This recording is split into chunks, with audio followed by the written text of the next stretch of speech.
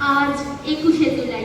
1883 সালের এই দিনে ভারতের প্রথম নাট্যমঞ্চ স্টার থিয়েটারের উদ্বোধন হয়। এটি কলকাতার একটি ঐতিহ্যবাহী ভবন। বর্তমানে উত্তর কলকাতার হাতিবাগান অঞ্চলে অরবিন্দ সরণি ও বিধান সরণির সংযোগস্থলের কাছে অবস্থিত। স্টারে হীরালাল সেন নির্মিত প্রথম চলচ্চিত্র প্রদর্শিত হয়। 1990-এর দশকে একটি অগ্নিকাণ্ডে এই ভবনটি ভস্মীভূত হয়েছিল। 2000-এর দশকে কলকাতা পৌর সংস্থা বাড়িটিকে সারিয়ে আবার নাট্যমঞ্চটি চালু করে। এর সম্মুখভাগটি পুরনো স্থাপত্য শৈলী অনুসারে নির্মিত এবং নিচে একটি ভূগর্ভস্থ গাড়ি পার করার ব্যবস্থা রয়েছে। বিশিষ্ট নাট্য অভিনেত্রী বিনোদিনী দাসীর নামে ওই মঞ্চটি স্থাপনে বিশেষভাবে স্বীকৃত হয়।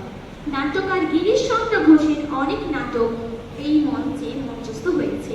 বিদ্যাসাগর, রামকৃষ্ণদেব এবং রবীন্দ্রনাথ ঠাকুর এই মঞ্চে প্রায়ই নাট্যাভিনয় দেখতে আসতেন। তাই 2012 সালে এই ঐতিহাসিক ভবনটিকে সরকারি সংস্থার হাতে